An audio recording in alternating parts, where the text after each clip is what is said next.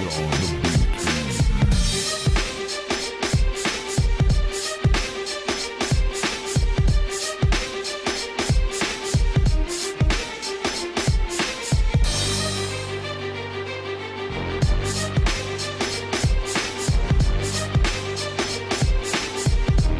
This is Mixlaw Production.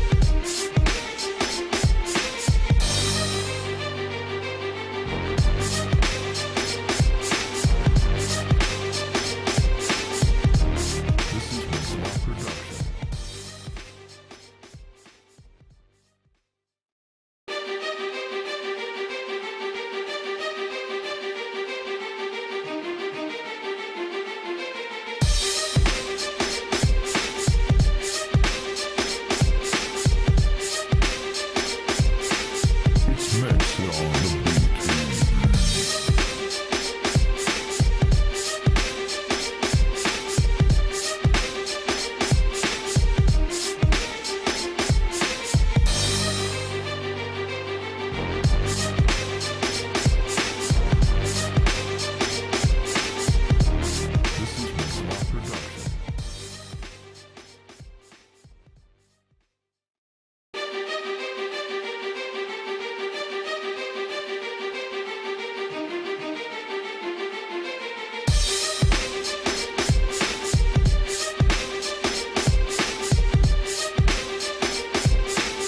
This is Mix-a-Lot Production. It's mixed on the beat. This is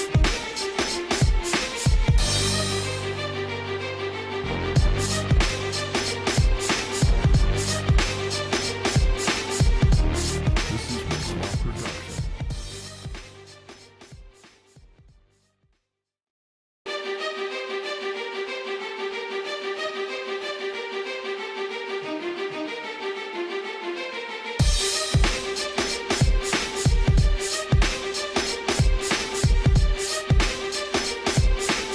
It's mixed on the beat. This is Mix-a-Lot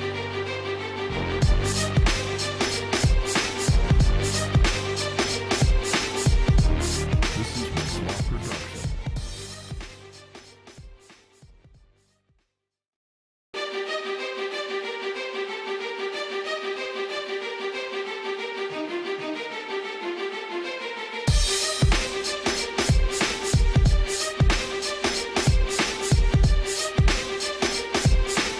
It's mixed on the beat. This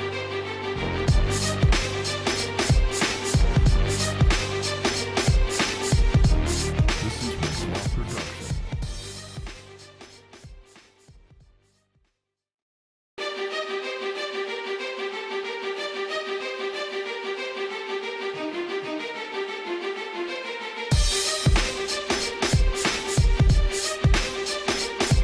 mixed on the beat.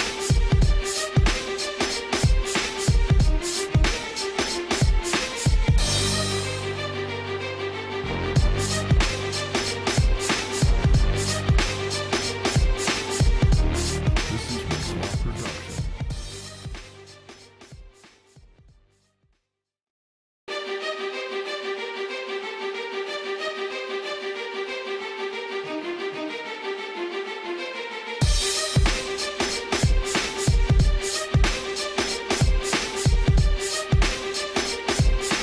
It's mixed on the beat.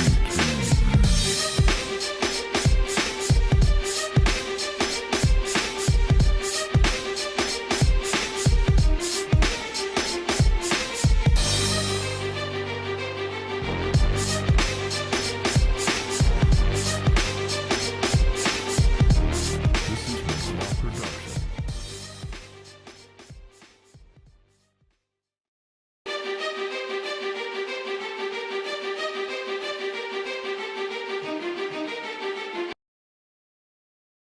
Shalom Israel. Welcome to another edition of Current Events, aka Hebrew News.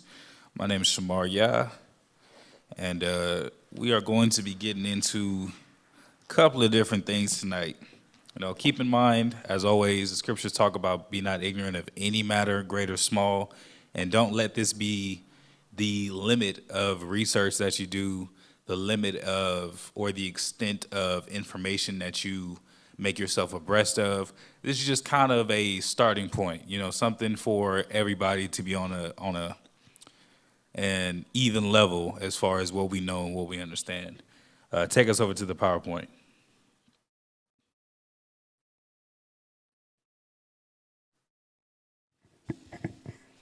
Whoop. That's what you told me not to do.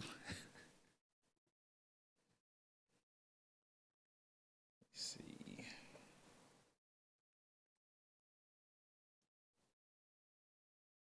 Bro, don't even, don't.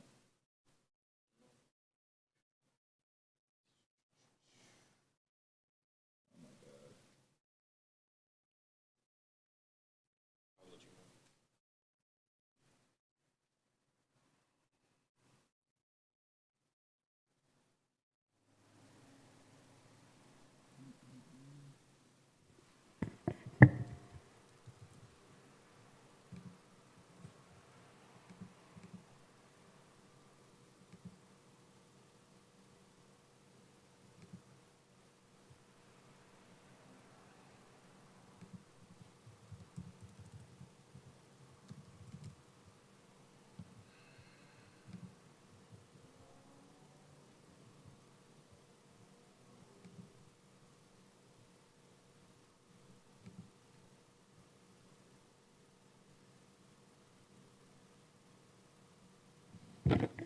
Bear with me 1 second, Israel.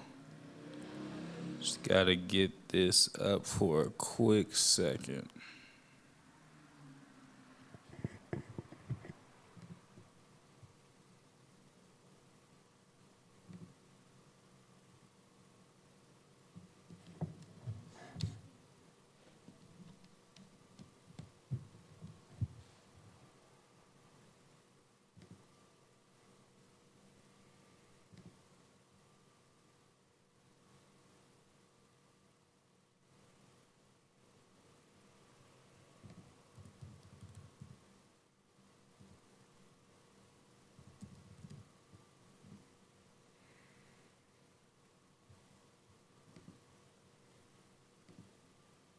We're up.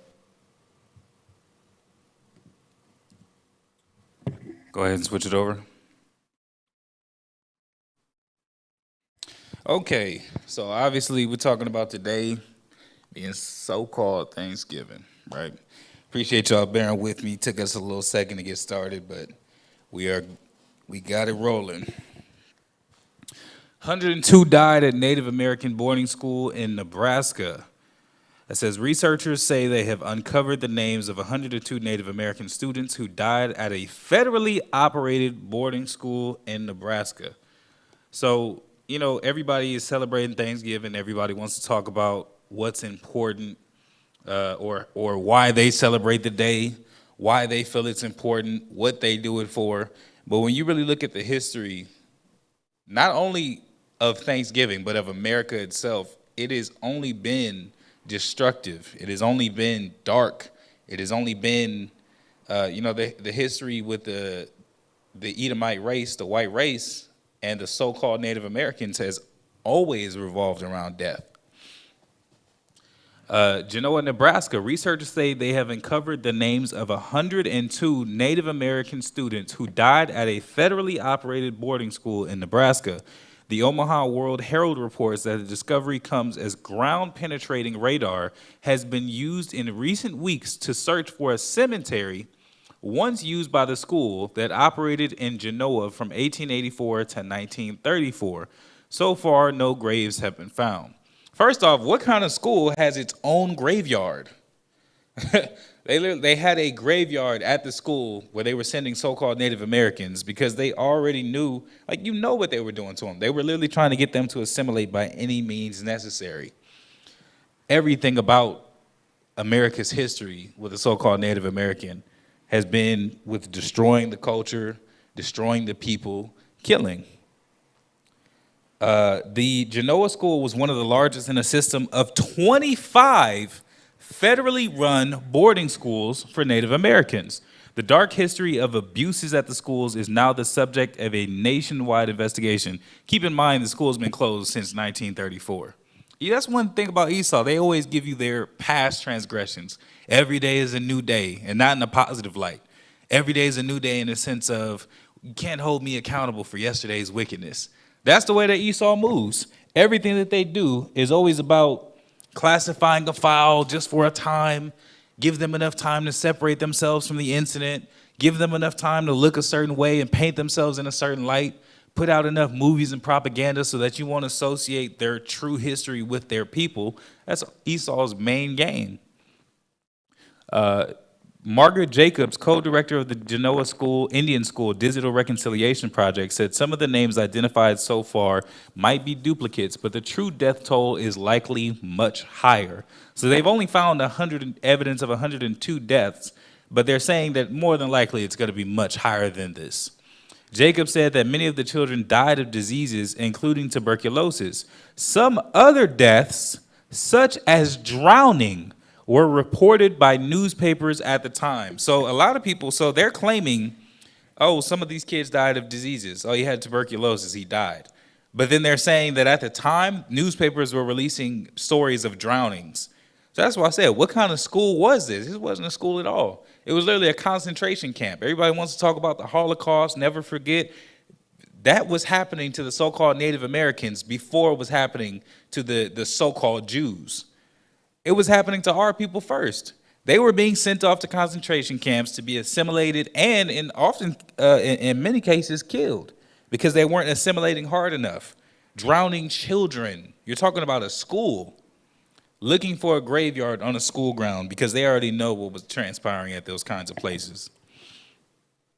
When the school closed, documents were either destroyed or scattered across the country. So they don't really have everything that they even need to deduct this so-called investigation. Keep in mind, nearly 100 years later, they don't even have everything that they need because the documents were destroyed or scattered, and it's been almost 100 years.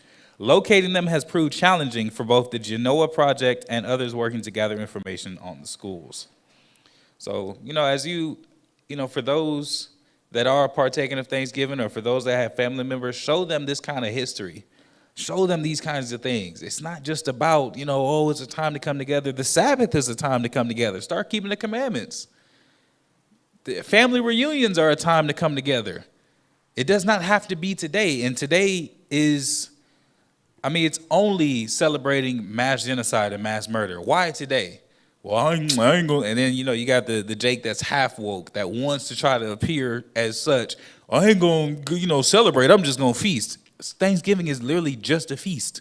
That's the only part of Thanksgiving that's like the main part of Thanksgiving. You come together and say you celebrated Thanksgiving and you didn't eat, then it's like, well, what did you do? You can't partake of any of that. Partaking of any of that is partaking of all of it. Esau has this thing called accessory to crime.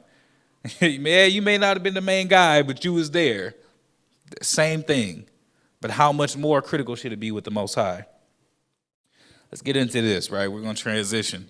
Sexually transmitted infections rising in Long Beach. From 2015 to 2019 in Long Beach, chlamydia increased by 12%, gonorrhea by 59%, and congenital syphilis by 613%. Gross. 613%. In 2 weeks, Long Beach will have an AIDS walk on November 14th. The goal is to raise money so that multiple centers and hospitals can provide free HIV, STD, and STI testing. This is important to the Long Beach community because statistics show that there is an increase in sexually transmitted infections, or STIs. Long Beach has historically had some of the highest rates and sexually transmitted infections in California. The Long Beach Department of Health and Human Services put out a surveillance report every year with data. The last report was for 2019, but came out in June of 2021 because officials were focused on the pandemic. We saw in 2019 increases of syphilis and high but stable rates of chlamydia and gonorrhea. What is a high but a stable rate? So I guess that means it didn't go up or down. Said Emily Johnson, HIV and STI surveillance program specialist for the Long Beach Department of Health and Human Services. From 2015 to 2019 in Long Beach, chlamydia increased by 12%, gonorrhea by 59%, and congenital syphilis by 613%. Congenital syphilis is when a mother with syphilis passes the infection on to her baby during pregnancy. Imagine that. That's what it is. So they're saying from 2015 to 2019, The rate of syphilis passed on to babies went up 613%. Man, talk about cursing your children from the womb. Man. Johnson says women of color are being affected by syphilis more recently. That's the unfortunate part. So if you're not from Cali, you're not from LA, you may not know what Long Beach is. But I will tell you this: there's a lot of Israel in Long Beach, no doubt. It's pretty much every province in SoCal got its own ghetto, got its own hoods and gangbanging, and so on and so forth. But there are certain cities in Southern California that are notorious for that special flag, gay pride. You can go to Long Beach, intersections have crosswalks made of rainbows. You see gay pride flags all over the place. You see that the Pride Parade has been held in Long Beach for a number of times. All those things. Long Beach is a pretty social haven for homosexuality. I just want to get a quick scripture. Romans 1:26. For this cause God gave them up unto vile affections, for even their women did change the natural use into that which is against nature. And likewise also the men, leaving the natural use of the woman, burned in their lust one toward another. Talking about homosexuality, they're burning lust one toward another. Men with men, working that which is unseemly, and receiving in themselves that recompense of their error, which was meat. That's what we're talking about. Take us back over to the PowerPoint. That's what we're talking about here. Now that's their recompense, is all those STDs and STIs and all those things. They're getting worse, and they're being visited upon their children. Let's talk about this. We're talking about sexual immorality. Santa Ana minister charged with possessing thousands of images of child porn. If you watch it seems like every time we do one of these, there's one of these instances happening. Some kind of cop, some government official, and this one's a minister. Mind you, this dude is in the church. He is in the church. You like, well, who's safer to leave the kids with than the pastor, than the minister, than the so-called men of God? A 22-year-old, he ain't no old dude. He ain't no old white Catholic man. This is a young man. 22-year-old Santa Ana minister is charged with possessing, now here's the kicker, I really want y'all to pay attention to this, thousands of images of child pornography, including some of infants. An infant, a baby. He had images of thousands of acts or sexual immorality, but some of them were even with babies. Luis Pablo Yamaritan is charged with a count of possession of control of child pornography, a count of advertising of obscene matter depicting children, and 3 counts of sale or distribution of obscene matter with children engaging in sex. All felonies. Now, keep in mind, I really want to break this part down, right? He's already in possession of the child pornography, right? A count of advertising of obscene matter. So he's not just having it for himself. He's not some sick bastard with an obsession. He's also a salesman. I say this all the time because I feel like there are chosen men and these kinds of things that go down, right? It's somebody that's not willing to play ball, somebody that's not playing by the rules, somebody that's reckless, and they say, all right, take him. Same thing, right? What was this guy's name? It was the guy with Epstein, right? Everyone's attacking him. He went down. He committed suicide in the prison, right? Kevin Spacey was found with sexual assault allegations. He came out and said outright, he said, if I go down, I'm taking everybody with me. And they was like, whoa, take the camera off of Spacey. Because he's not the only one. That's the main part. He's not the only one. If he's advertising it, who is he advertising it to? Then it goes on to further say, and 3 counts of sale or distribution of obscene matter. So he's at least had 3 customers, at least. You can't just go after this guy. Who are the three customers? Who are the three buyers? Who are the three people that were involved that wanted those things? Yeah, he's in possession of them, but who was he selling it to? Where was he advertising? What site allowed him to advertise that without taking it down? What site allowed people to purchase it without taking it down? Who's everybody involved in that? You can't tell me that America can track a man 4,000, 6,000, 7,000 miles away in the Middle East because of a cell phone that he's using with a goddamn Nokia 3310. He's using an old cell phone, and they're able to track him down and shoot a missile on his exact location across the world. They're able to deploy a drone, and yet you can't find the men that are responsible for this right here in your own backyard? Come on now. I don't know his name, Anya Martin was arrested November 10th and posted $20,000 bail and was released on November 11th. $20,000. He get a, God forbid this man be in the PPP circle. God forbid this man had been one of them bajillions of people. God forbid he comes from a church, mind you. God forbid he's one of the ministers that's making money off that church. 20,000, that's it? Child pornography, including infants, 3 felonies. Hold on, let me, control of child possession or control, that's a felony. A count of advertising, that's a felony. And 3 counts of sale. You count those individually, that's 5 felonies. 5 felonies, and he got $20,000 bail. I mean, damn. You get more of a bail and more time for selling crack, cocaine, and weed. You get more time for nonviolent crimes, let alone the rape and mutilation of children. This is America.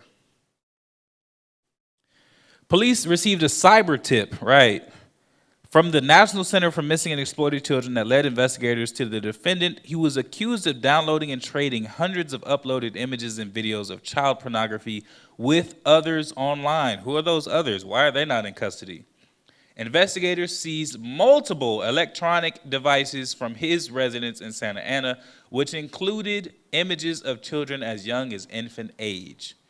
While combing through his records, police discovered Anya Martin was ordained as a minister in 2018, but police had not determined if he was actively involved in any sort of church or place of religious worship. So he's been a minister for at least 3 years. Ain't no telling where he's been, ain't no telling what he's done in real life, but they do know that he's into that kind of stuff. So that's why I say, man, you have all these counts of children being abused. It's commercials now, it's advertisement. This is the fund, or, if you or your child, or if you or a loved one was ever molested by the Catholic Church, ever done this, ever done that, the Boy Scouts of America, they're just, every year they don't get any better, they don't repent, they just increase the fund. All right, this year we're gonna need an extra amount because there's too many of them done got caught. But yet, they claim they tracking everybody, or they claim that they act like he's acting alone, and that's just not the case. Man in car tried to lure a boy, 11, into sex for money in Oxnard, officials say. Now, keep in mind, right? Everybody talks about Thanksgiving being a pagan holiday. As far as I understand, by definition, it's not pagan, right? Pagan is specifically talking about a society that has other gods outside of the one true God, the Most High Yahweh. And oftentimes they're polytheistic, which is the belief that there is more than one God. Thanksgiving is the commemoration of murder, though I don't think that it's technically pagan. Why do I say this? Because when you look at the origins of the actual pagan holidays, Christmas, Valentine's Day, Lupercalia, Saturnalia, they were based on societies where homosexuality was rampant. And specifically, where a young boy would oftentimes be given to a mentor, and once he became of age, his mentor would sodomize him, and that was his coming of age ceremony to become a man, right? And you say, man, that's sick, that's twisted, that's crazy.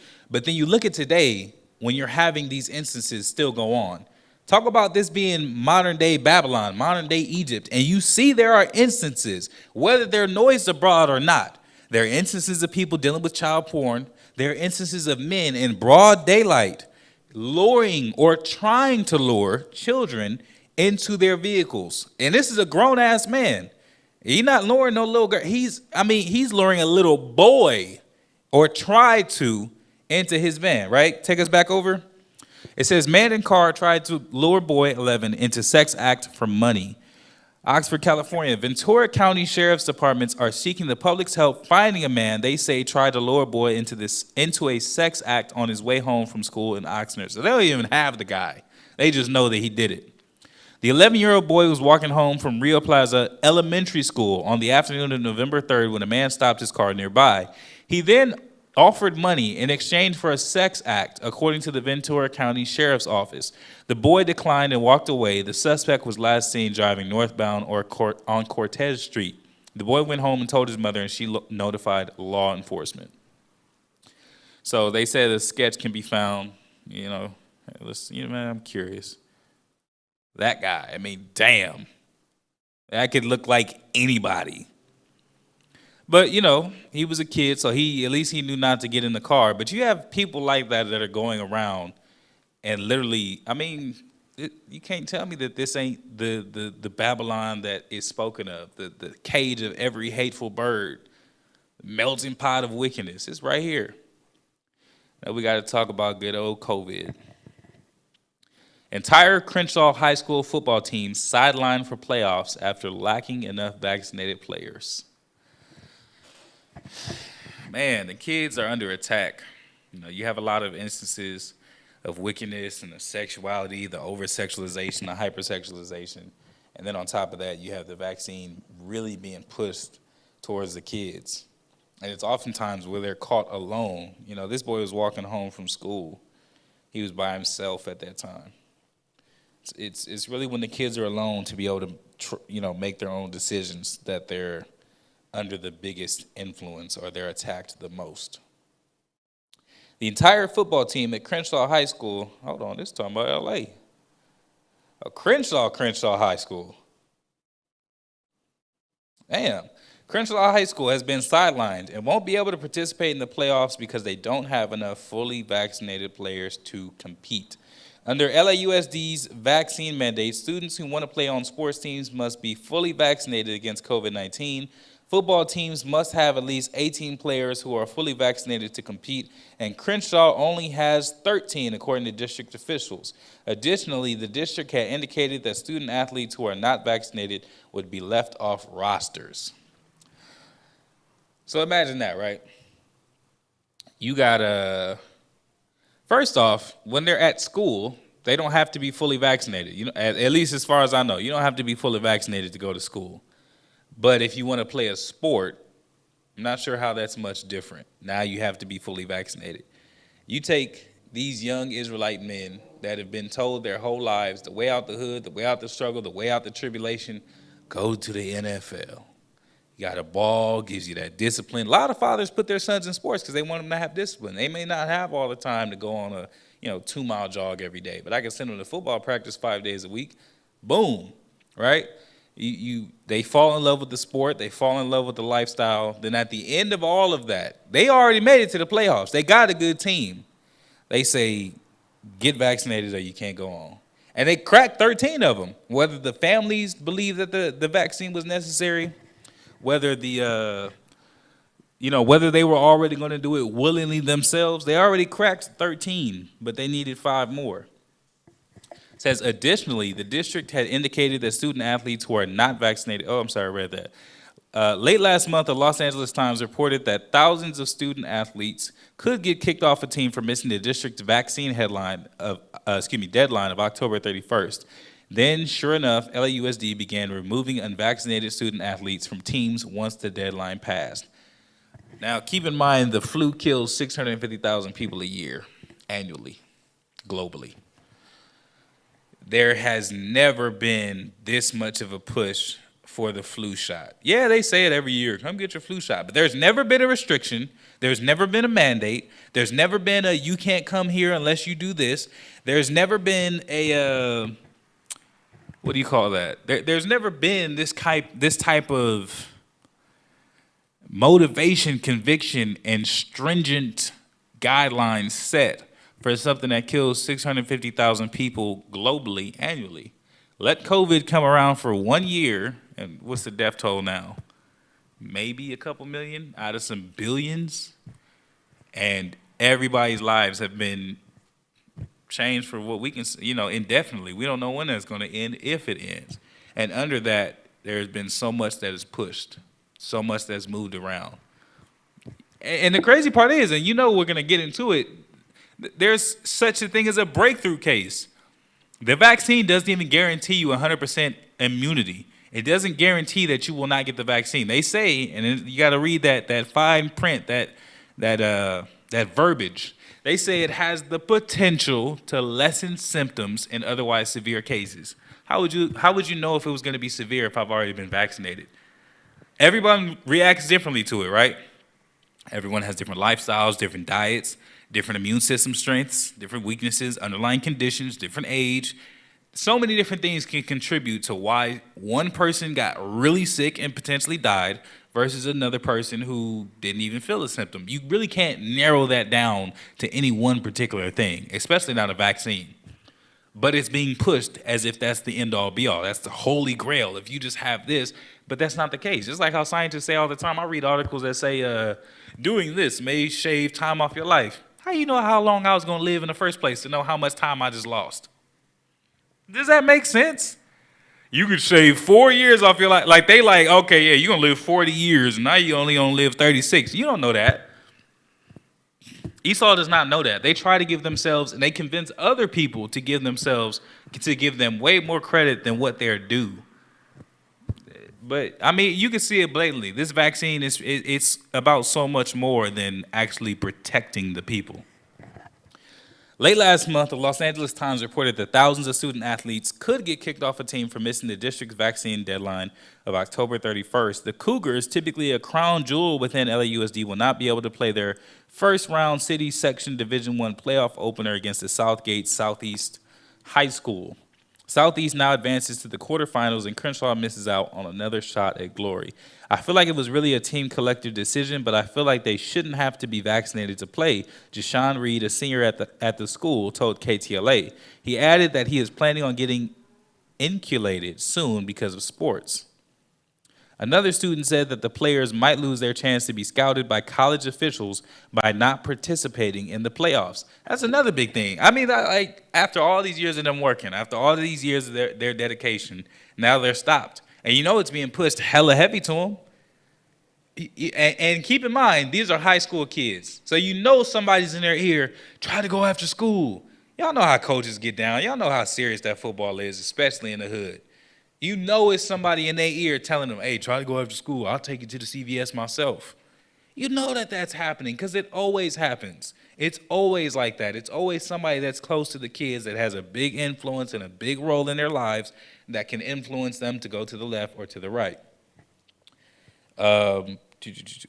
One Crenshaw football player told KTLA that the school doesn't want him speaking on camera. So they're like, you keep your mouth shut. But he felt the vaccine mandate isn't right. Check that out. Let's talk about how effective this vaccine is. Vermont has the highest vaccination rate in the country, so why are cases surging? So here's Vermont, right? The state of Vermont. They have the highest vaccination rate in the country, so they should have the highest success rate and the lowest numbers. Let's read and see what we got. Vermont is one of the most vaccinated states in the country and has served as a model for its COVID-19 response. I'm sure it does. Throughout the pandemic, but now the state is experiencing its worst COVID-19 surge yet, with several factors, including its own success, to blame. In Vermont, nearly 72% of residents are fully vaccinated against the COVID-19, more than any other state, according to the U.S. CDC. At the same time, it has the 12th highest rate of new COVID-19 cases over the last week. Out of 50 states, they're damn near, they're just shy of top 10. They're at top 12. But they have the highest vaccine rates, right? Vermont has seen a significant increase in COVID-19 cases in the past week. So it's spread, and it spread fast. Surely people who were vaccinated were caught in that. I'm going to call it Peacock, Commissioner of the state's Department of Financial Regulation said during a press briefing Tuesday, the 7-day average for COVID-19 cases rose 42% as of Tuesday, according to state data. Vermont does more testing than nearly any other state, though testing only increased 9% during the same period. So you had a whole lot of people that were already testing negative for COVID-19 start to test positive for it. They didn't increase the testing. It wasn't like they increased testing by 50% and they found 50% more cases, meaning that they probably started testing people that they weren't normally testing. Testing only increased 9%, but the people who were infected rose 42%. The statewide positivity rate also increased 30%, with a 7-day average positivity rate just under 4%. The number of new cases increased by nearly 700 in the past week, state officials said Tuesday. We just haven't previously seen an increase in terms of that raw number of cases during the pandemic, said Peacock. Nothing there was just over 2,100 cases reported for the week in Vermont, one of the least populated states in the country.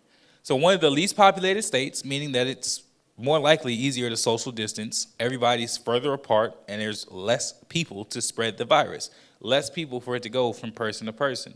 And they're also the highest vaccinated state in the country.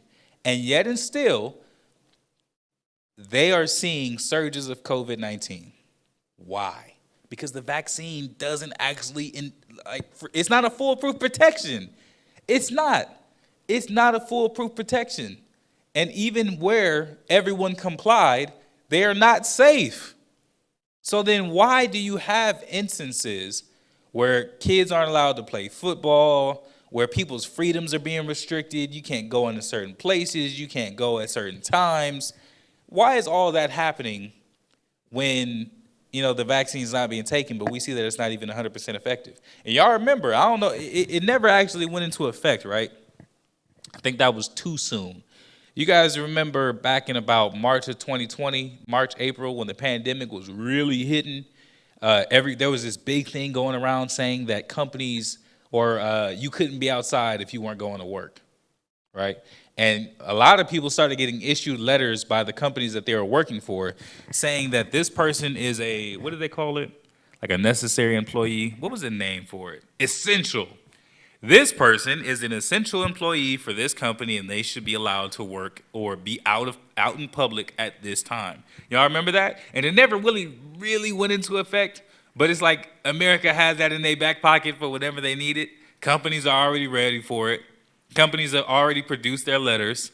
Most of the essential employees have already received it. There's really no limit to what can be done under the name of COVID-19. Take us back over. We talked about how America do it. Austria already has.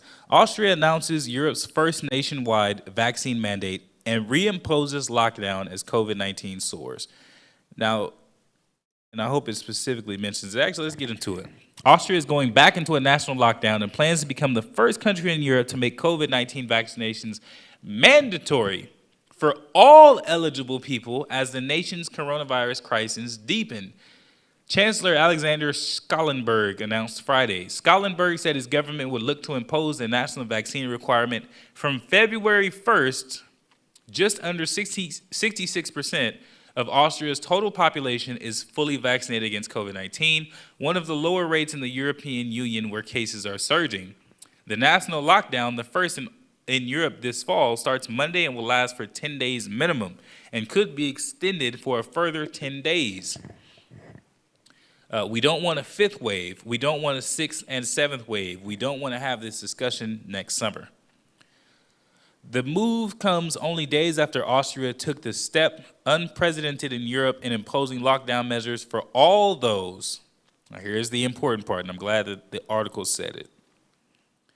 For all those aged 12 and older who are not fully vaccinated. So they call this a nationwide lockdown, but now they're saying they're imposing lockdown measures for all of those 12 and older who are not fully vaccinated. This lockdown is for the 34% of that country that is not vaccinated. Only the people who are not vaccinated are under those lockdown restrictions. Imagine that. Under those measures, which came into force on November 15th, the unvaccinated were ordered, hold on. The unvaccinated were ordered to stay at home, except for a few limited reasons. So remember, we talked about the letters, right? This person is an essential employee. Now imagine you get pulled over and they're like, sir, what are you doing out here? I'm going to the grocery store. Or actually, going to see some family. I'm going to the mall. You know, you said you go to the grocery store. I'm pretty sure that's one of the covered reasons. But say I'm going to the mall, or I'm just going up the street, officer. I'm just grabbing something to eat. Grabbing something to eat? Where's your vaccine card? Well, officer, I'm not vaccinated. Step out of the vehicle for me. Step out of the vehicle, turn around, put your hands behind your back. Not vaccinated. It's illegal for you to be out here right now. There's a mandate. There's a government-wide mandate in place for the unvaccinated. You cannot do that. It's already happening in other countries. Under those measures, which came into force on November 15th, the unvaccinated were ordered to stay at home except for a few limited reasons, with the rules policed by officers carrying out spot checks on those who were out and about. You know, everybody used to be huge and try to avoid, what was they called, checkpoints, right? You've been drinking and driving, you've been having a little fun. Hell, even if you ain't been doing nothing, you just don't want to be around when a checkpoint, wherever there is a checkpoint, right? So they have the same thing, but instead of seeing, hey, are you under the influence of alcohol or drugs? Nope. They like, are you vaccinated? Hey, you there, stop. Show us your vaccine card. Oof. It's been a number of societies to have those kind of rules in place. None of them have ever been praised, and yet it's coming full circle. Vaccinations are currently recommended for everyone aged 12 and above in Austria. On Monday, a pilot scheme to vaccinate children aged 5 to 11 got underway in Vienna, the national capital. Asked by CNN from what age the mandatory vaccination order would apply, the Austrian Chancellery said, details are still to come from what age and when you are considered fully vaccinated. Otherwise, it's indefinite, because if you never have specified terms or specified standards to adhere to, you never can really be too safe, and pretty much anything can be enforced because there's no standard. Austrian Health Minister Wolfgang Muchstein said Friday that schools and kindergartens would remain open during the upcoming national lockdown. So don't worry about it, everybody. You can't go out and you're not safe. You can't be in public, but you can still send your kids unsupervised to adults that you've only met once or twice in parent-teacher conferences on the first day of school. Send your children away to the strangers out into the world of lockdown. Just you can't come out here. But Schallenberg said it was possible for parents to take their children out of school if they so wished. This is always a change for every family, he said. During the first Austrian lockdown, schools and kindergartens were closed. Well, isn't that considerate? So we're talking about COVID-19, right? The extra stress, the financial strain, and the economic strain causes people more and more to turn to crime, right? We see this in the scriptures in 2nd Ezra. It talks about how, I remember Josiah Wan broke it down and it blew my mind. We always see prophecy as the absolute future. Man, it's going to get worse. People going to be busting in houses, man. It's going to get terrible. You know there's a break-in in America every 6 seconds? 1, 2, 3, 4, 5. Somebody's door just got kicked in. Literally that fast. That's how often break-ins happen in America. You want to do it again? 6, 5, 4, 3, 2, someone's door just got kicked in. That's how often break-ins are happening in America. And when we read the scriptures, and we like, man, let's actually get it. 2nd Ezra 15 and 19. A man shall have no pity upon his neighbor, but shall destroy their houses with a sword and spoil their goods. They running up in people's houses, kicking down the door, and they taking what they got. Because of the lack of bread and for great tribulation. We think of this as so far away. It's already a break-in happening every 6 seconds. Right? Every 6 seconds. It's already happening. It's already constant. I just wanted to show this real fast if I can. I want to pull up a statistic.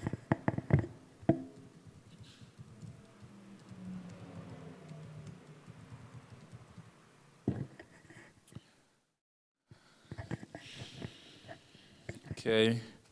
Let me see. Now this one, and I'm not sure what source that is, every 26 seconds. So maybe I'm going to have to eat my words.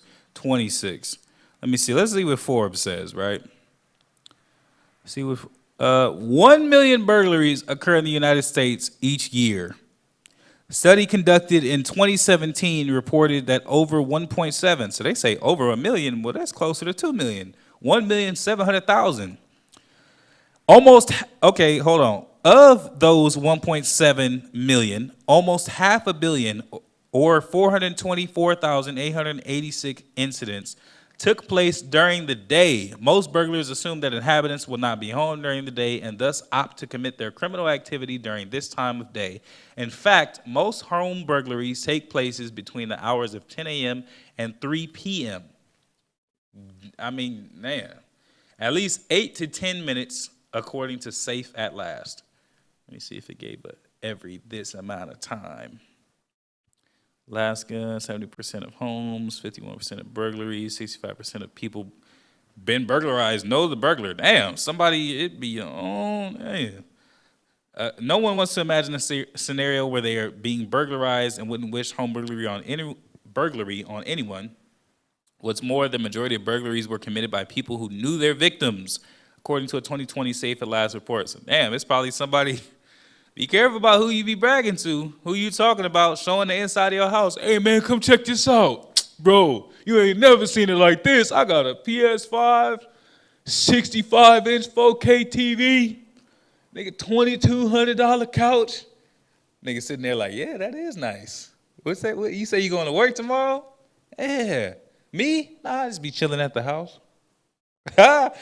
Hey, bust in, come home from work tomorrow, everything gone. 65%, that's over half, right? That's the majority.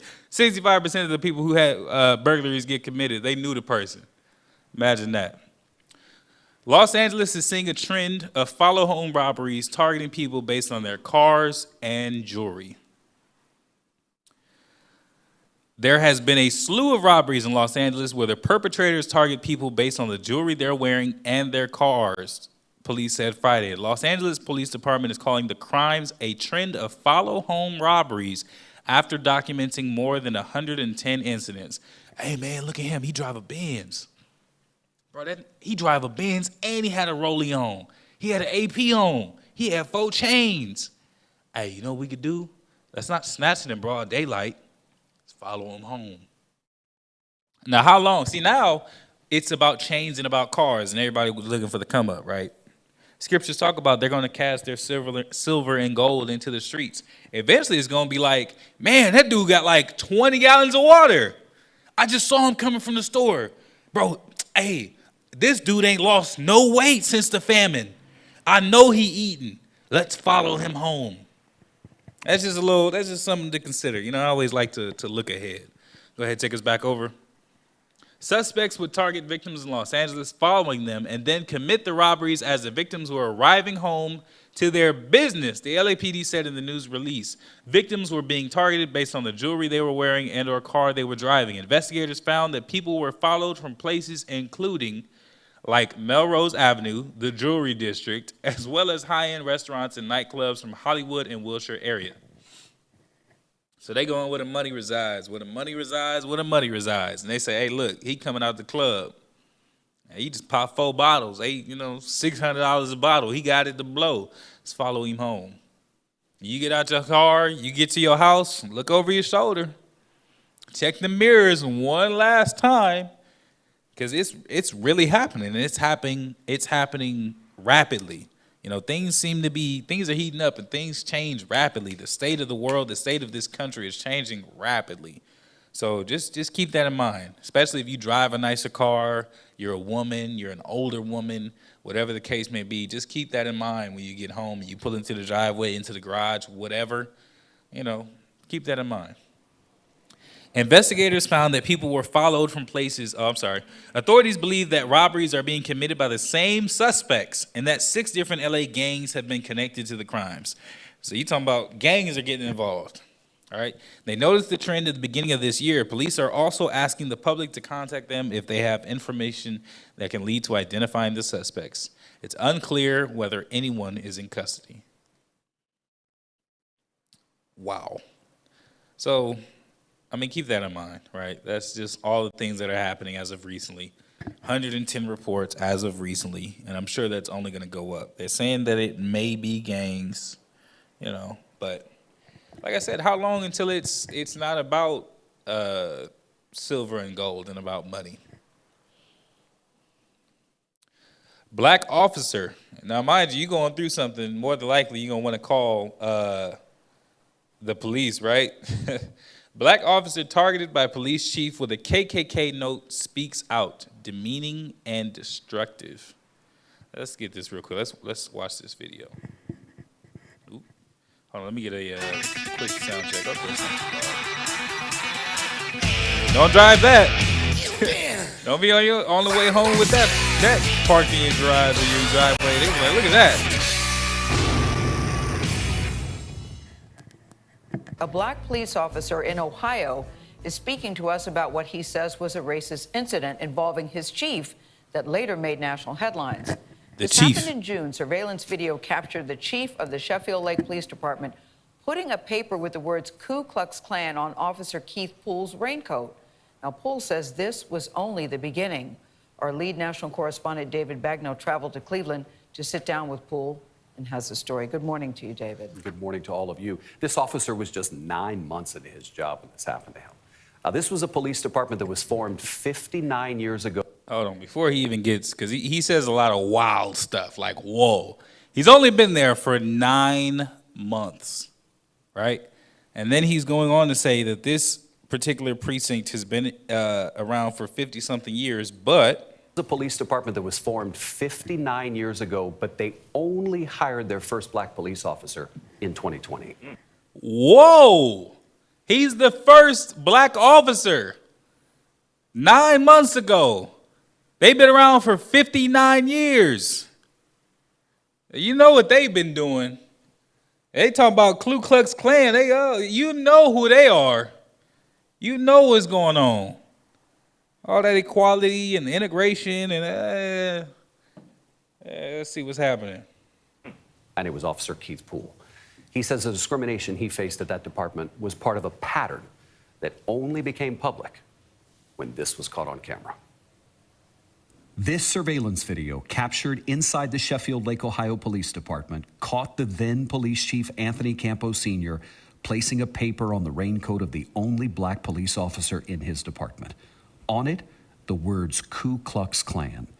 30 seconds later, that officer, Keith Poole, walked into the room. People thought I was laughing about it. I wasn't laughing. I was distraught, like, what do I do with this man? He's sitting right there smiling. Really? He's like smiling.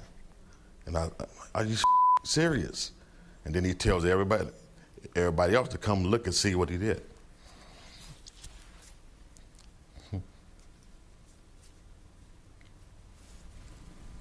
What's going through your head? It was so demeaning and destructive to me. I didn't know what else to do. If that wasn't enough, he sat there and he took a newspaper and shaped it into a hat of a cone and sat it there around his head like this and said, you need to wear one of these on your next call. Like a Klansman? Yes, a Klan's hat. 4 days after the incident, the police union requested a copy of the video captured on that city camera, and that put the city on notice. So, of course, now everybody has to take the necessary action to separate themselves because it's made nationwide news. Like, oh, hold on, we got to pretend like we ain't racist for a little while. 59 years ago, 1962, right? That's when that police department was founded. If they still have this many roots in the Ku Klux Klan now, and people that's like still really adamant about that Klan stuff, pretty sure that police department was founded by Klans members, by white men in white hoods during the night and badges during the day. I mean, come on, it was founded in the early 60s, and I'm pretty sure that was because they was like, hey, you know, we can't keep going around on these horses with these hoods on. People are getting suspicious. What does Esau do when they can't outman you? They will outpolitic you. Well, we can't go around blatantly. We might get shot. We might get hurt. We're losing members. I know what we'll do. Let's start a police precinct. And then we can go at them during the day. And we can kill them. And we can do everything that we need to do. And we'll be able to say that we fear for our lives. We'll be able to call for as much backup as we need.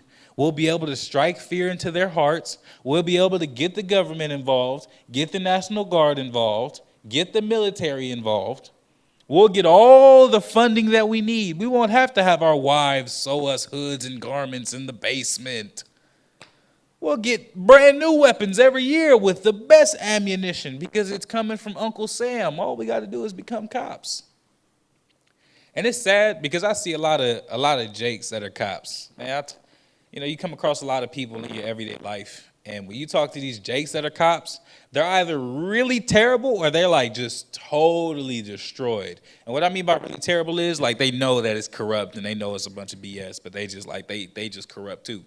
Or you got them Jakes. As you notice in that video, he smiled. Somebody, as they're talking to him about it, he's he's trying to laugh it off. You cooning. That's the result. I see so many people talking about change the system from the inside, how they're going to make a change and how things are changing, and it's 2021. You can keep all that if you want to, but they'll show you still a nigga. You still a coon. You still a Mexican to them. You ain't nobody. It does not matter how much you assimilate. We got to get this out of our minds as a people that if we assimilate hard enough, we'll be accepted. You will never be accepted by these other nations. They hate us. Wearing their badge, wearing their uniform, bowing down your head doesn't make you anything more than a hated slave. Because now you still a nigga, and you still a slave, and you still a second-class citizen, but now you got your ass in the air with your face down. Please accept me. Oh, please. Hey, no, I'm one of the good ones, and that's your reward. And he had to smile in there. Matter of fact, just go back to the video real quick. Go back to the PowerPoint. Yes. Mayor Dennis Bring confronted Chief Campo. Y'all see that? The chief Let's go back. said you need to wear one of these on your next call. Look at his face. Now he's facing 4 days after the incident, this way, right? He's facing union away from the requested a camera. copy Just of the watch video the side captured of his camera. face. You see how his face That is put flat? the city on notice. Mayor Dennis Look at Bring him smiling. confronted Chief Campo. Notice. Mayor Look at Dennis him, Bring smiling about it. confronted Chief Campo. Because he's That got to put the laugh city about it. on He know where notice. he at. Mayor Dennis He's Bring smiling. confronted Chief Campo. You still got a coon, and that's the whole thing. You've been so assimilated and so destroyed. He's smiling at the people that's sitting up here talking about that and doing that to him. And then later, got offended, got in his feelings. It was like, I got to do something about this. Let me go tell the news. I mean, damn, you the first black officer. You've been on the force for 9 months. You know what it is. Know what it is. Take us back over to the PowerPoint. Let's watch this. Oh, not that.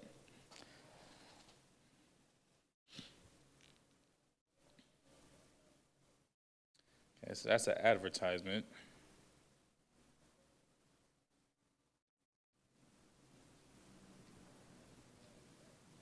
Okay, so I think that this has been playing for a good amount of time, and it's pretty much completely gone off from what it originally started out as. But it was a video of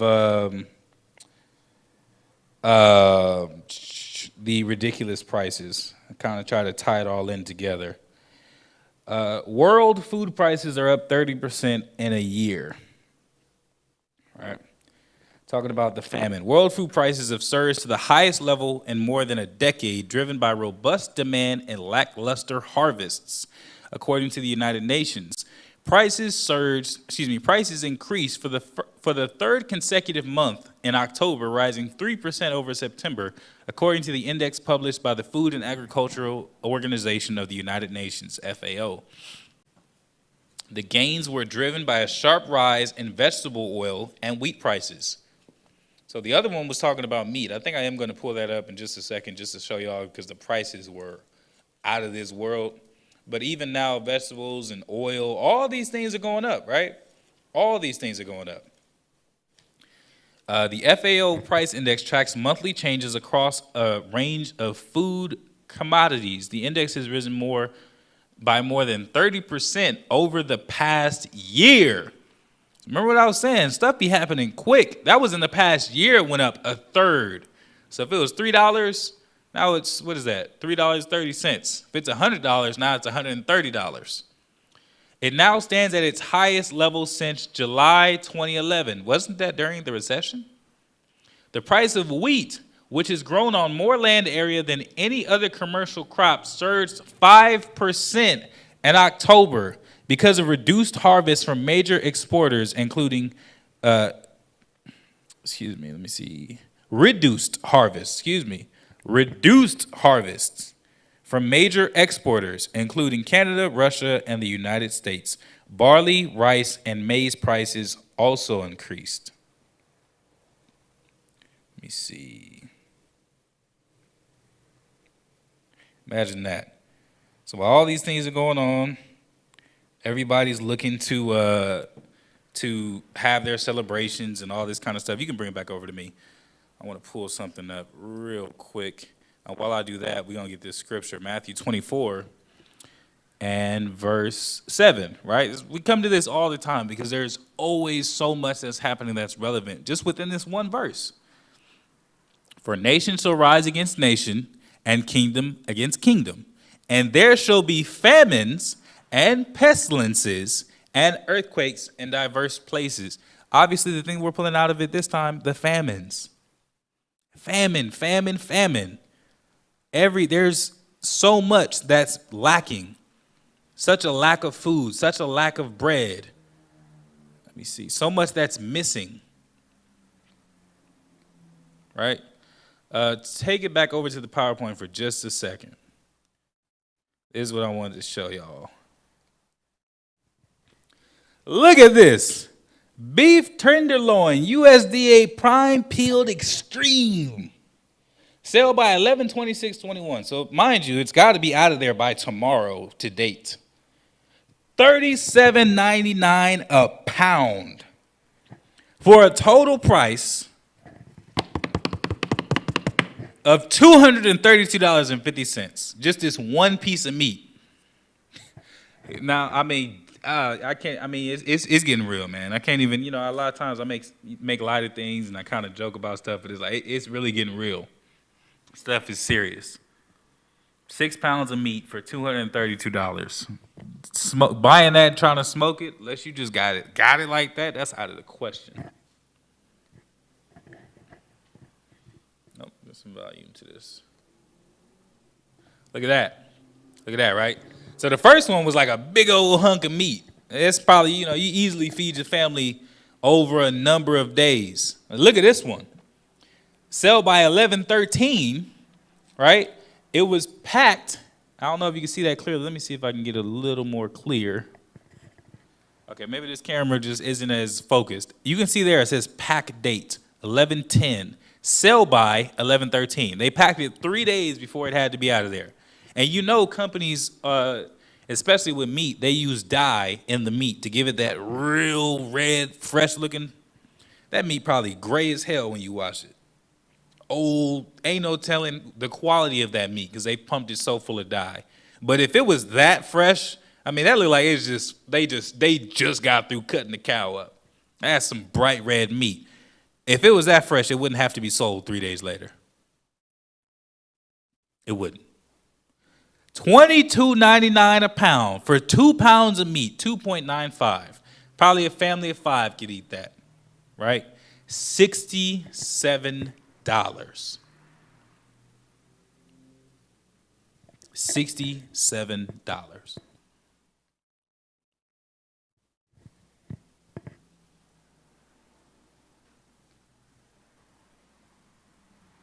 I'm just buffering on me. There we go. See what this one's talking about. Packed 3 days before, $60. That's 3 pounds of meat, $60. What is that one? 11.14. Ooh, I can't read that one. That one looked like 1 day, $44.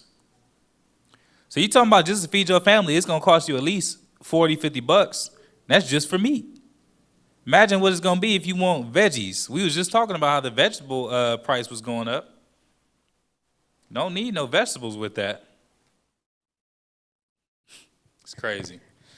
So we talked about nation rising against nation, right? Kingdom against kingdom, all these different things that are going to be happening. Check this out. Texas teen charged with allegedly setting an Austin synagogue on fire. A Texas teen has been charged with allegedly setting an Austin, Texas synagogue ablaze on Halloween.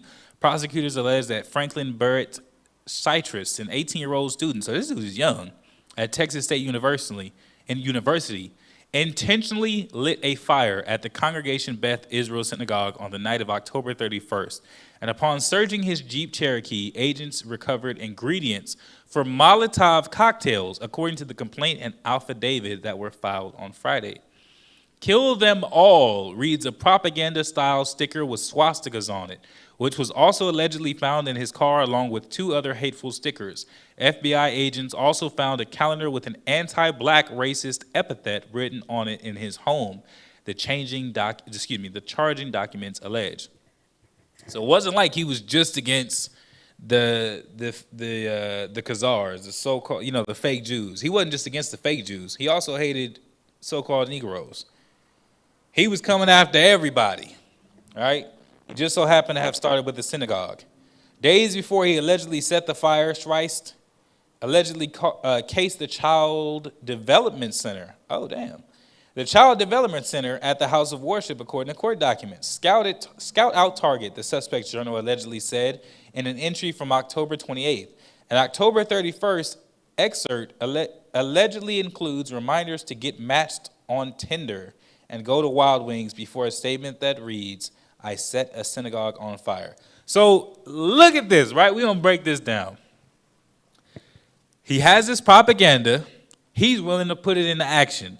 First thing is, and he's organized. He's very organized. Scout out the target. That's on October 28th. So at bare minimum, he scouted out the target for 3 days before actually putting something into action. Then he says, get matched on Tinder. Why is he getting matched on Tinder? Because, actually, let's keep reading. And go to Wild Wings, right? Why is he doing that? Because he has an alibi. Get matched on Tinder, take some girl out on a date. You get matched on Tinder, you've got an electronic receipt of what you did for the evening. Yeah, I got matched on Tinder. You know what I'm saying? I took this girl back, took her back to the house. That's where I spent my night. Or after she left, I spent the night alone. Oh, well, that makes sense. He did what he did. He rolled over and went to sleep. We can't tie him to the scene of the crime. That's intelligent. That's pretty smart.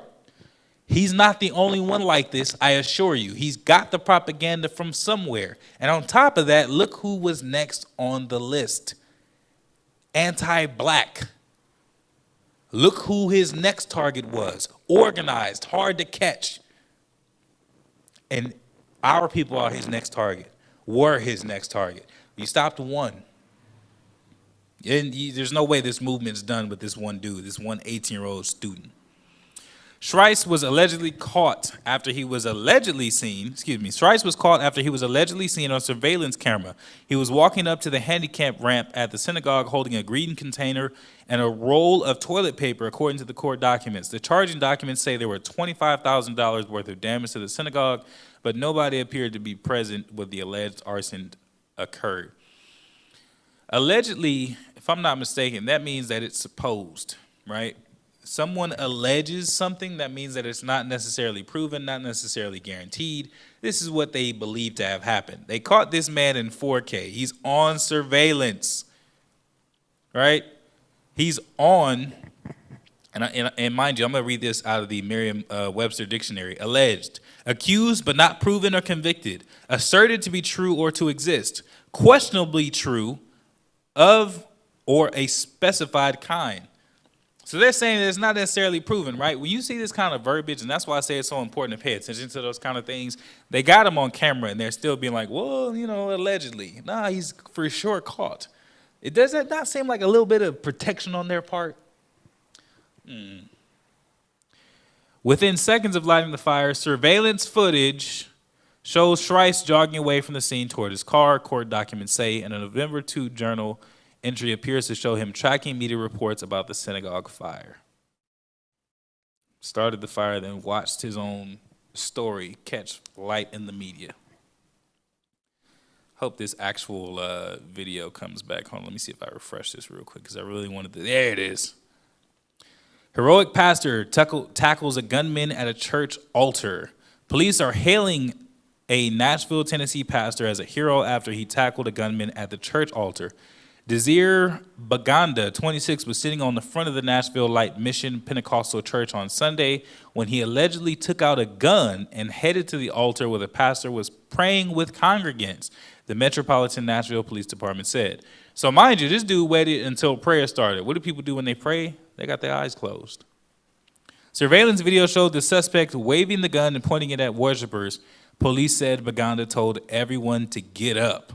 Video showed the pastor tackle Baganda and several church members jump in to help him, allowing other worshipers to escape. No shots were fired. So this is the brother that did it, right? Baganda was not a church member, but had been to services there before, according to the pastor. Now, as far as I know, I should have played that first. My work has. As far as I know, I don't see any case for motivation. I don't see them tying him into any kind of group. Baganda is charged with 15 counts of felony aggravated assault. Police said adding more counts are expected. Right? So he's been there before.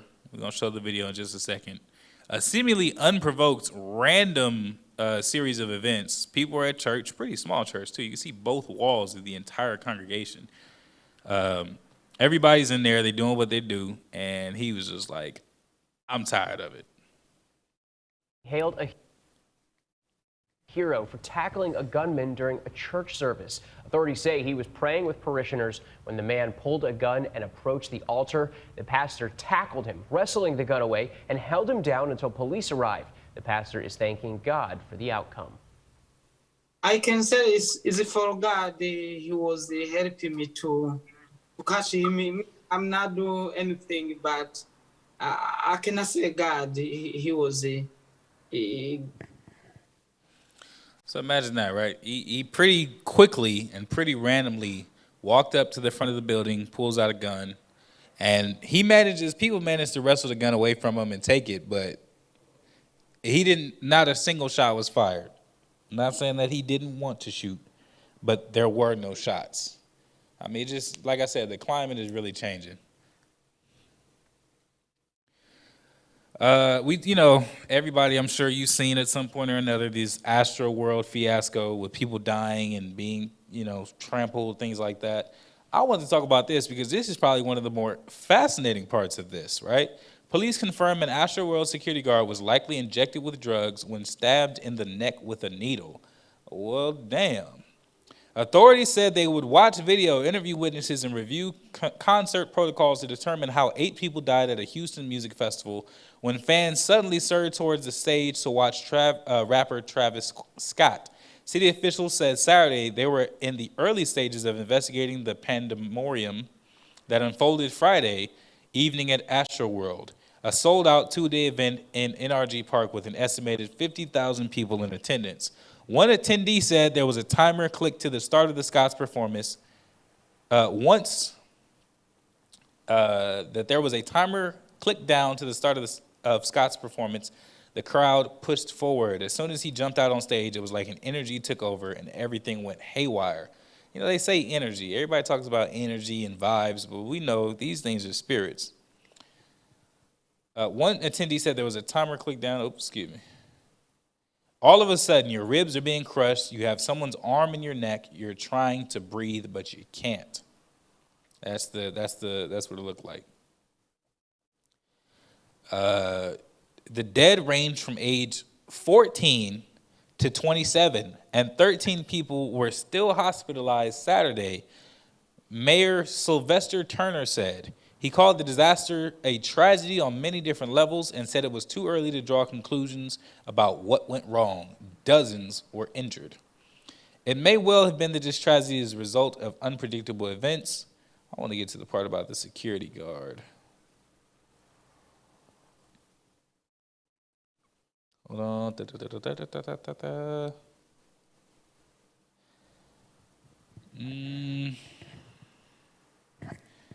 They talked about the event quite a bit, but I'm looking for the security guard. The event was called off 40 minutes later. You cannot just close when you've got 50,000, over 50,000 individuals.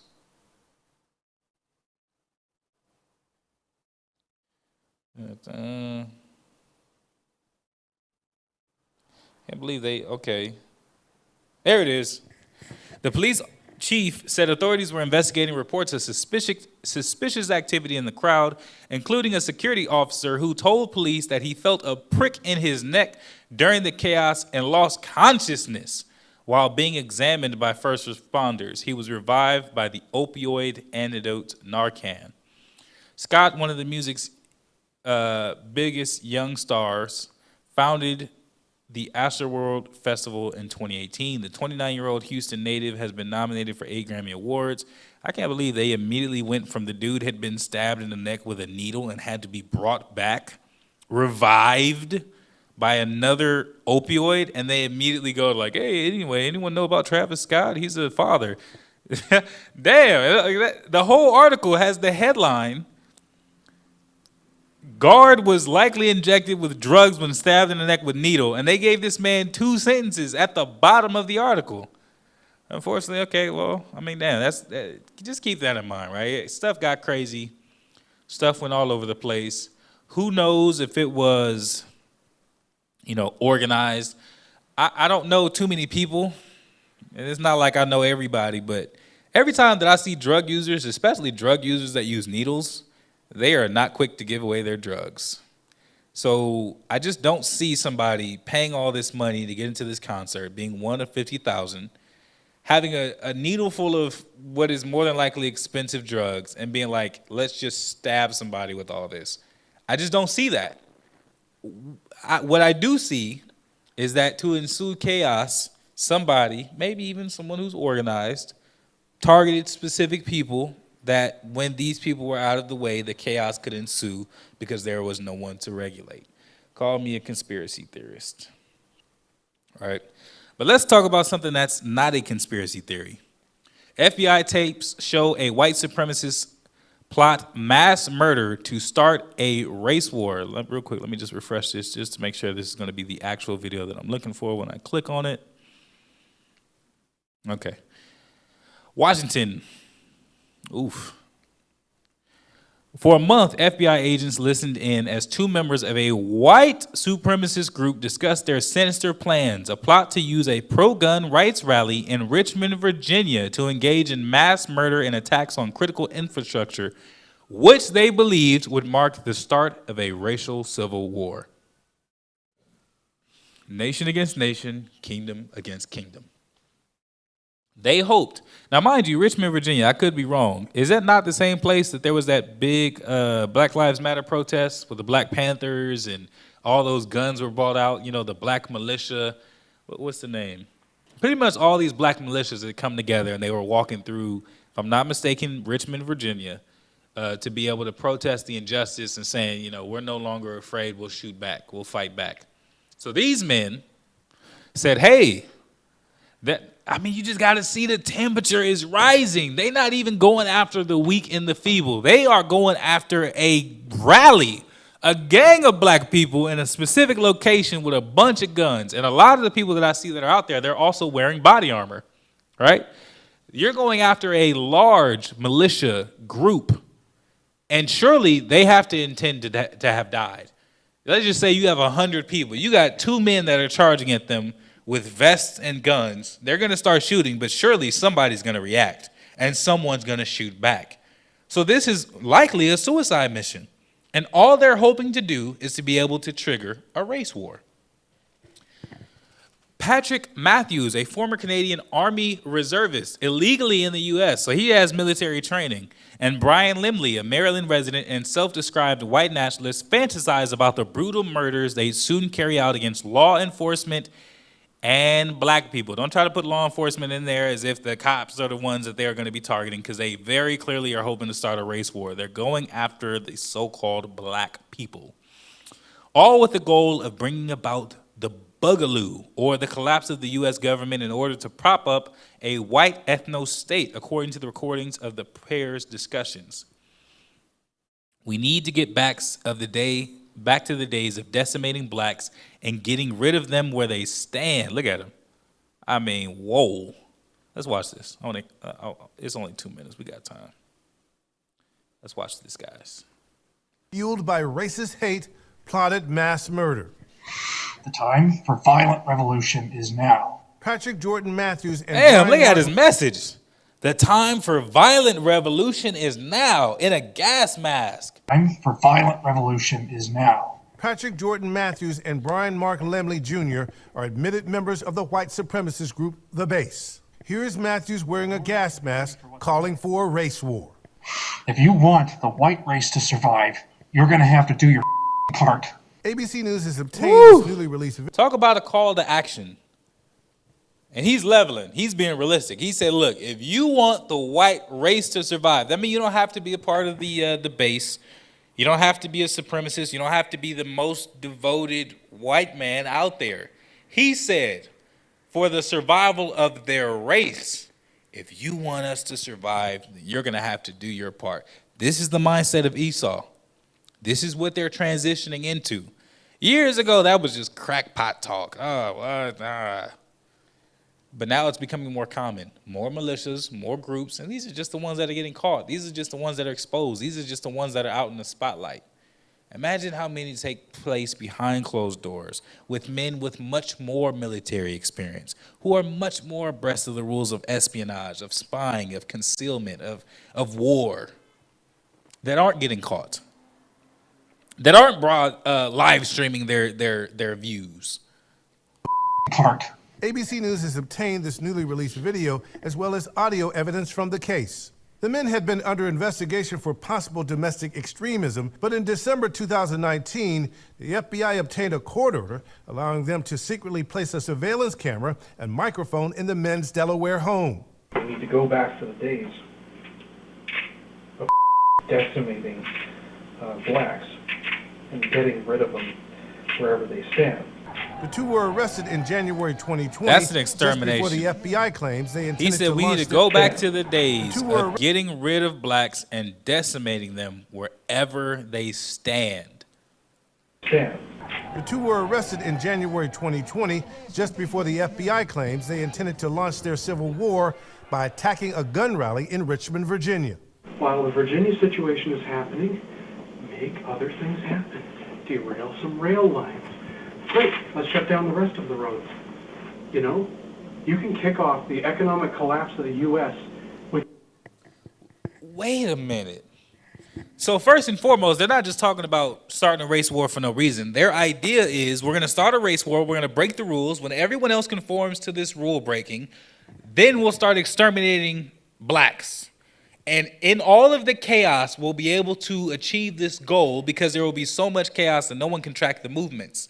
Is that not what happened to the Astro World Guard? Cough, right? It says shut down the rest of the roads, derail some rail lines. That's already happening. This huge supply shortage that happened out of nowhere. Did he act alone? Are there others out there that are carrying out this plan? Are there other people that are looking to have this dystopian white society founded in the ashes of America?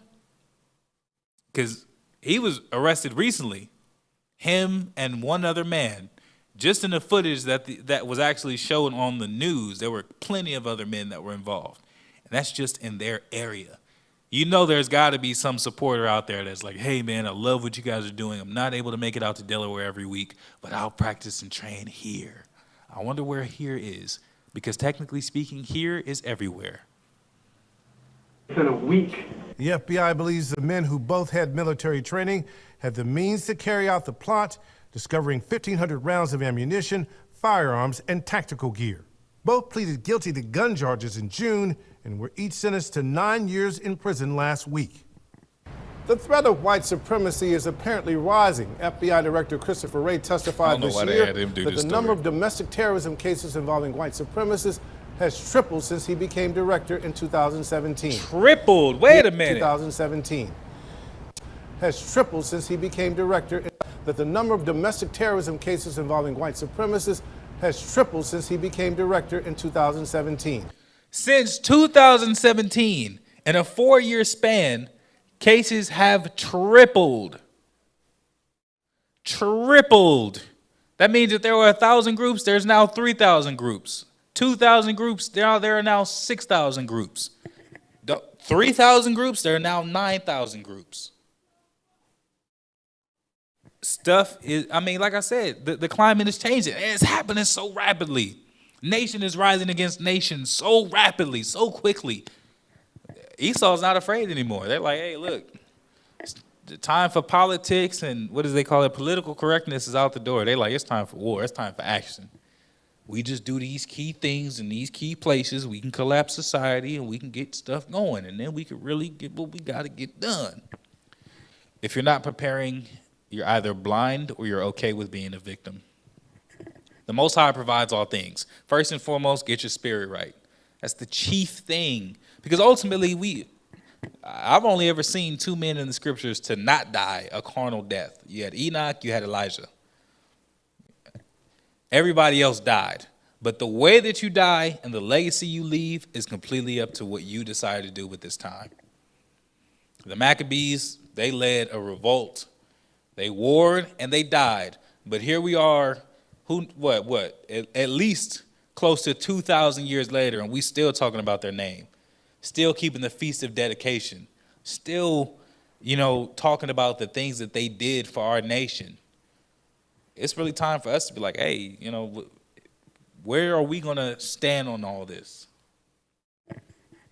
Because they know where they want to stand. They know their agenda. They know their level of commitment. They know how far they're going to go, and they know what they're willing to do. They know how much blood they're willing to shed, and they know where they want to start. We're already behind, but it's time. It's been time.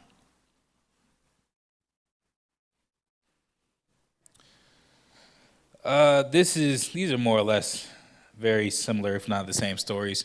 The FBI, for a month, FBI agents listened in on 2 members of white supremacist group discuss their sinister plans. These are the same ones. These are the same. This is the same story, right? Told from 2 different news sources. Since we're talking about that guns, gunmen storm beach by boat and assassinate 2 men as tourists run for cover near upscale Mexican resorts. So have you seen this? Everybody chilling out on the beach. 2 men got off the boat, ran up, mafia style, executed them. A commando of drug gang gunmen on Thursday stormed ashore at the beach on Mexico's resort-studded Caribbean coast in front of luxury hotels and executed 2 drug dealers from a rival gang, authorities said. The dramatic shooting attack sent tourists scrambling for cover at the resort of Puerto Morelos, just south of Cancun. The 2 suspected drug dealers killed Thursday had apparently arrived at the beach in front of Azul Beach Resort and the Hyatt Ziva Riviera Cancun earlier in the day, claiming it was now their territory. Stuff heating up. About 15 people arrived on the beach. Damn, about 15 people arrived on the beach to assassinate 2 men who had showed up saying they were the new dealers in the area. The head prosecutor of Quintana Roo State, Oscar Montes de Oca, told the Radio Formula station. So they was like, he said, what? What? Send a team. They sent 15 men after these 2. Ran up on the beach. Mind you, they came from the water. Montes de Oca's office said earlier in the statement that there was a clash between rival groups of drug dealers on the beach near the hotels. Several cartels are fighting for the area's lucrative retail drug trade, including the Jalisco cartel and the A-Gang, rallied with the Gulf cartel. Okay. Montes de Oco said one of the men targeted in the attack fled into one of the hotels before dying. The other was killed on the beach. He also said one person suffered non-life-threatening injuries in the attack, but authorities could not determine whether that person was a hotel employee or a guest because they were still undergoing medical treatment. Governor Carlos Joaquin said the commando wore ski masks and arrived by boat at the beach. Montes de Oca said they fled in a boat after the attack. Joaquin called the attack a serious blow to the development and security of the state, putting the image of the state at grave risk. So, I mean, that's been going on for forever. We're not going to go too heavy into it because we only have a couple more minutes, and there's plenty of things that I want to get to in a moment. But if you have time, check this out. Right? NASA DART asteroid spacecraft mission to smash into Dimorphos space rock launches. NASA's DART mission wants to see how difficult it would be to stop a sizable shaped rock from hitting Earth. The spacecraft will crash into an object called Dimorphos to see how much its speed and path can be altered. If a chunk of cosmic debris measuring a few hundred meters across were to collide with our planet, it could unleash continent-wide devastation. A Falcon 9 rocket carrying the DART spacecraft blasted off at 6:20 GMT on Wednesday from Vandenberg Space Force Base in California. So I always find these fascinating, right? We talk about it in the movies all the time. We talk about it in the movies. We see it all the time. The world is preparing to fight the invaders from the sky. There was that big movie on Amazon Prime. What was it called? The Tomorrow War. If you haven't seen that, watch it. Because you know there's such a thing as, what do they call it? Predictive programming, right? Predictive programming, they're always talking about how the things that are going to happen are usually shown ahead of time, right? You saw it with the movie Ready Player One. If you haven't seen that movie, it's a great movie because it shows just how much Esau really plans on doing. You put on these headphones, you put on the what do you call that, the VR, and you really get transported to this other world. And then they went as far as to create a suit that would actually give you the real sensation of whatever it was that was happening. Obviously, there was fun things like team death matches and video games, but clearly there were a lot of people that were engaging in sexual activities, heinous acts, disturbing things. I mean, look at already what happens on the internet. Imagine if people could touch each other. I mean, come on.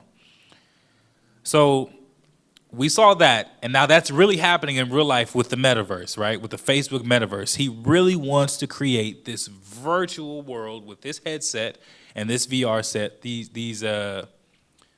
this headset and things, where stuff is really going to be happening and really going to be going down.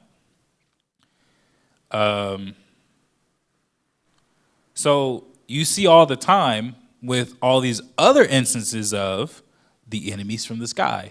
Independence Day 1 and 2, the Tomorrow War, Armageddon, all these different movies that have been about these enemies from the sky. And now Esau in real life, they're putting billions of dollars into crafting rockets and spacecraft because they want to see if they can redirect the trajectory of a meteor. Because the Most High did that with Sodom and Gomorrah. He rained down rocks from the heaven. He did that in the book of Joshua when Israel went to war. It said that more had died from the hail from heaven than Israel even had a chance to smite. So now they're like, well, damn, you know, he could come down and do anything at any time. What can we do to stop that?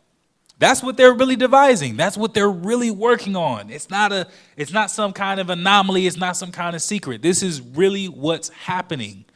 This is really what they're doing. Take it back over to the PowerPoint. Oh, and look up the Space Force, too.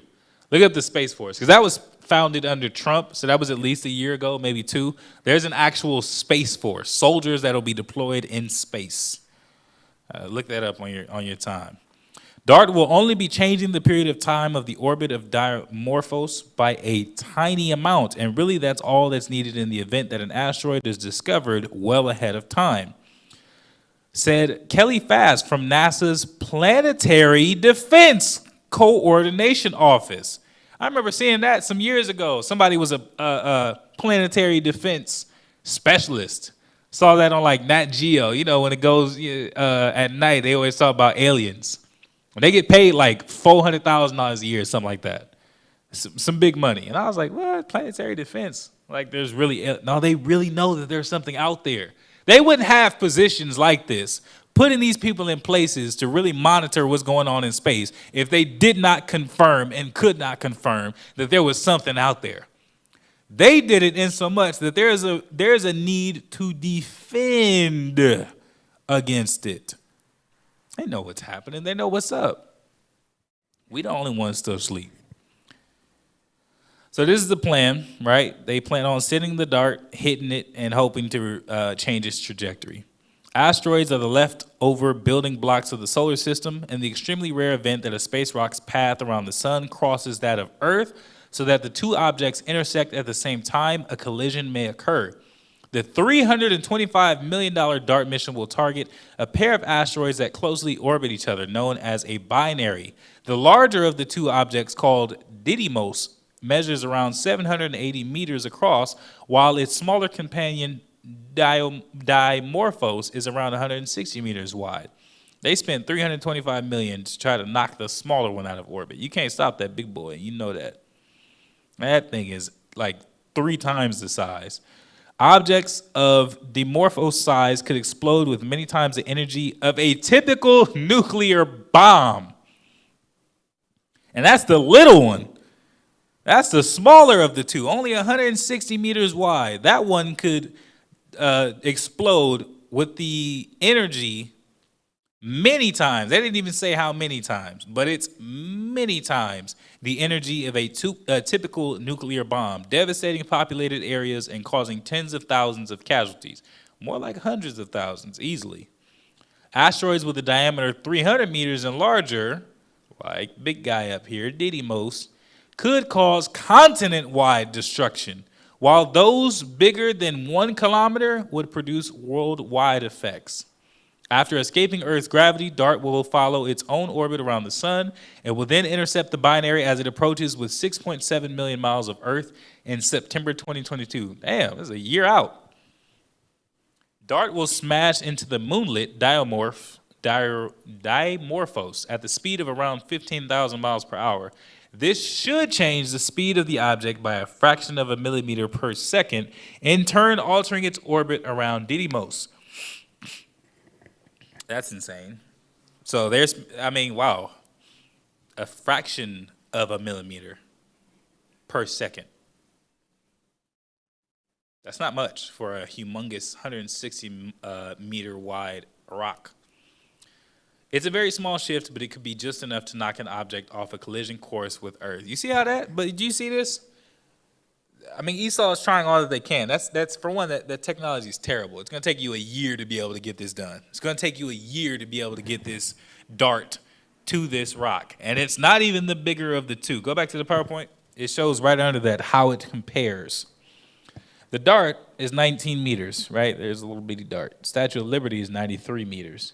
Dimorph is 163 meters. They want to take this and change that. The Eiffel Tower, 321 meters. That's much larger than this dart, but there's the big boy right there. That's the big guy. That's the one that they are not even trying to touch. They know, come on, now, you can't take this and you're not going to do that.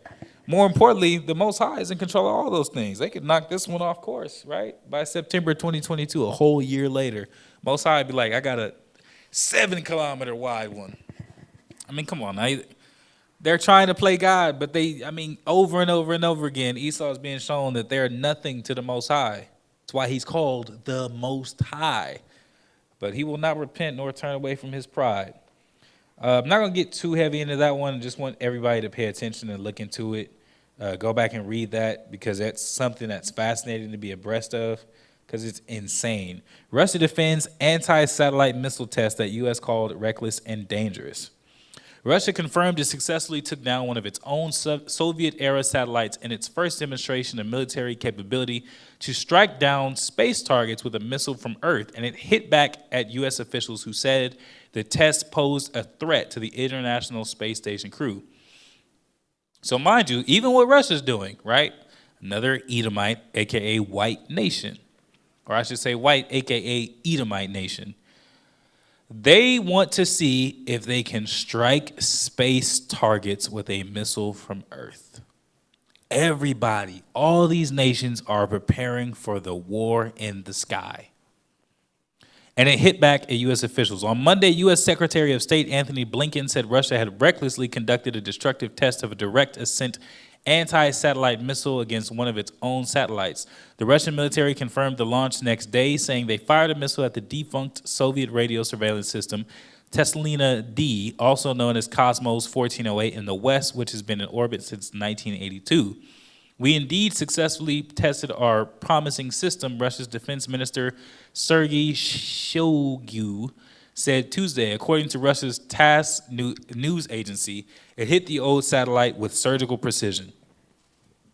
So obviously this satellite's been up there since 1982. It's orbiting around Earth, and they're saying, hey, what can we do to hit a moving target in space? And they're testing these things out live. They ain't asking for permission. U.S. calls it reckless. They like, we don't care. We need to be able to defend. I'm telling you, everybody's prepared. All these nations is preparing for the war in the sky. Who's coming from the sky? The strike created about 1,500 pieces of trackable space debris, as well as fragments that are too small to be detected by ground-based radar, increasing the collision hazard for satellites or the ISS, U.S. officials said. The debris from the Russian test forced the current ISS crew to seek shelter in their return spacecraft as the station was passing through the cloud of debris. NASA Administrator Bill Nelson called Russia's strike an unconscionable decision that could endanger not only the American and international partner astronauts on the ISS, but also their own cosmonauts. Their actions are both reckless and dangerous. Well, you know what their response is to that? You can get it too, America. Satellite images appear to show mock-up U.S. warships in China desert. Not only is everybody preparing for the war in the sky, everybody wants a slice of Babylon. China appears to have built full-scale mock-up of U.S. warships in a desert. That's not where you expect to see a boat. Pretty sure that was by design. In both countries' northwestern Xinjiang region, satellite images show. One of the images captured by the U.S. space technology company Maxar shows a structure shaped like a military aircraft carrier placed on rail tracks. So not only did they build a mock-up, they got it where it can move. How well can we hit a moving target? USNI News, a site specializing in the U.S. Navy, said the structures appear to be targets built by the military. Beijing has been developing and testing anti-ship ballistic missiles for years, but have they ever done it with the exact model? The U.S. has warned that in recent months, China has been rapidly expanding its military, including its nuclear capabilities, as tension builds in the South China Sea. We shall hear, as a matter of fact, let's go back over to Matthew 24 real quick. I'm not going to be too long. Appreciate everybody that's hanging in here with us during this, right? Verse 6, Matthew 24 and verse 6. And ye shall hear of wars and rumors of wars. See that ye be not troubled, for all these things must come to pass, but the end is not yet. Climate change quick. Recent months, China has been rapidly expanding its military. They like, it's time. No more hiding, no more playing.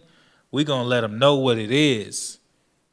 Rapidly expanding their military, building U.S. mock-ups. Who do they plan on attacking?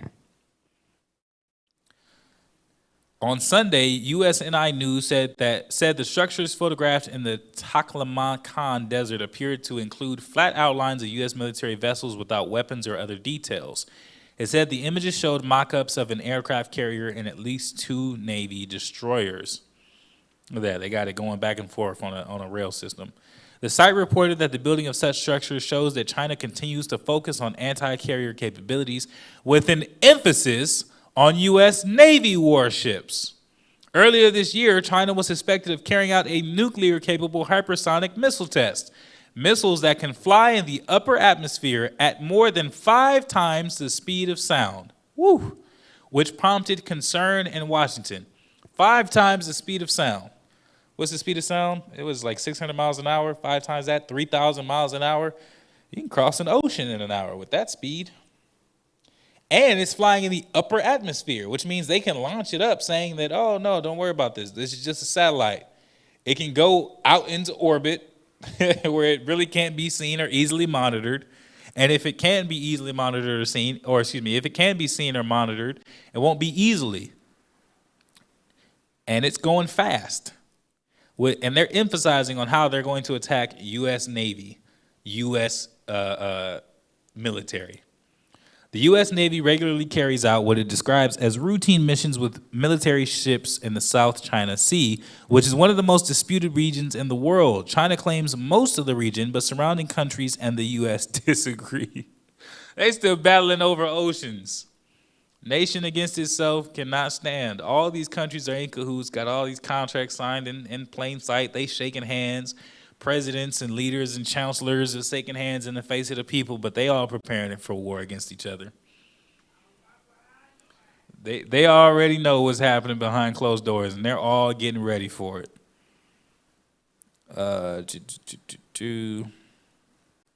So China claims the sea that's around their own land, and they're saying the surrounding countries and the U.S. agree. That's way on the other side of the world. U.S. still there.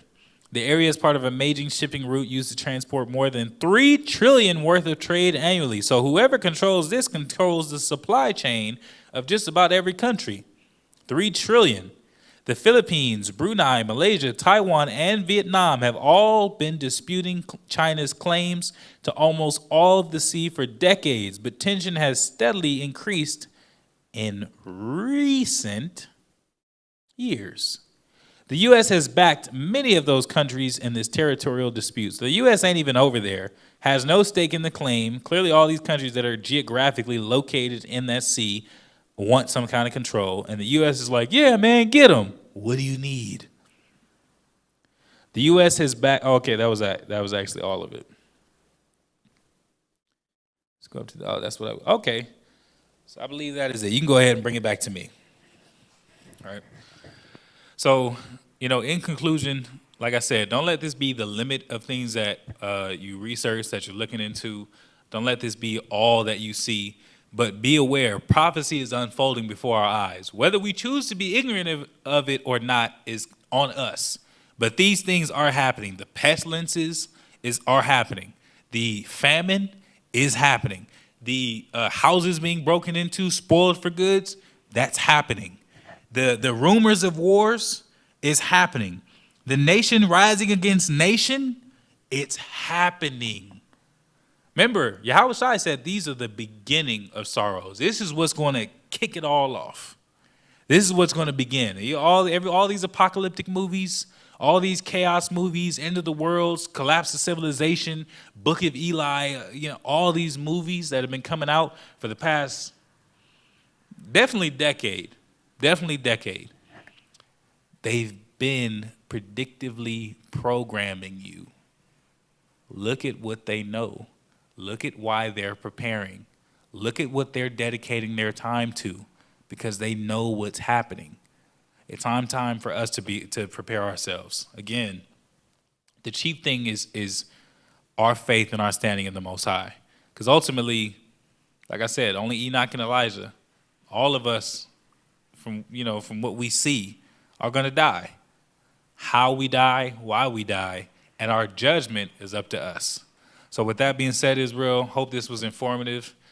We are signing out saying shalom and stick to the script.